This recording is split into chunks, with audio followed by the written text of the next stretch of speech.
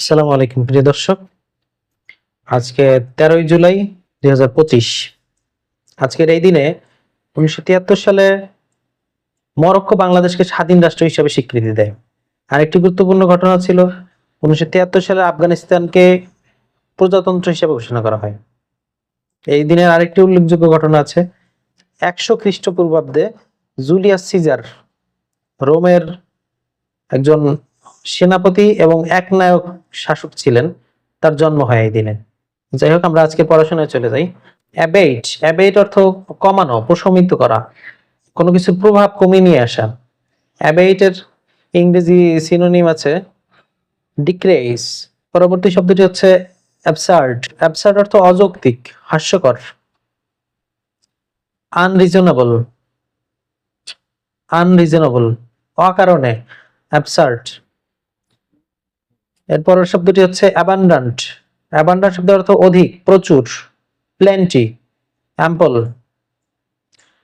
এরপরের শব্দটি হচ্ছে অ্যাকুমুলেট, অর্থাৎ অ্যাকুমুলেট অর্থ হচ্ছে একত্রিত করা, পুঞ্জীভূত করা, অনেকগুলো জিনিসকে একসাথে নিয়ে আসা, accumulate. Heap up.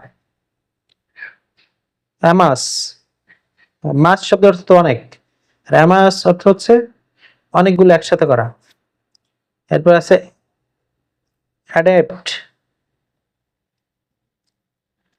Adept, adept শব্দের অর্থ দক্ষ, অ্যাডেপ্ট অর্থ দক্ষ,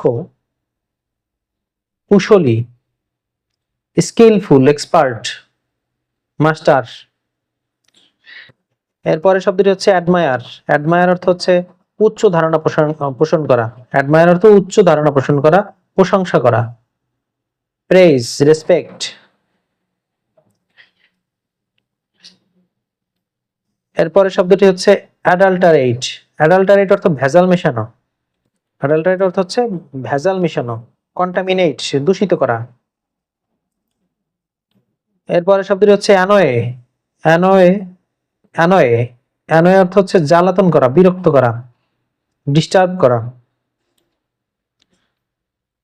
এরপরে শব্দটি হচ্ছে anonymous.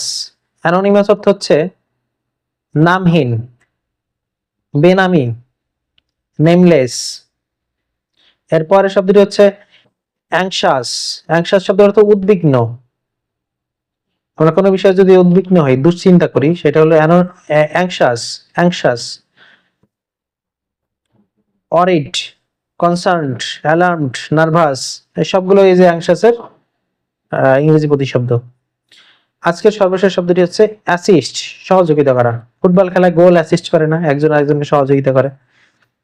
Assist, help, aid, support. যাই হোক, আজকে এই পর্যন্তই। সবাই ভালো থাকবেন। আসসালামু আলাইকুম।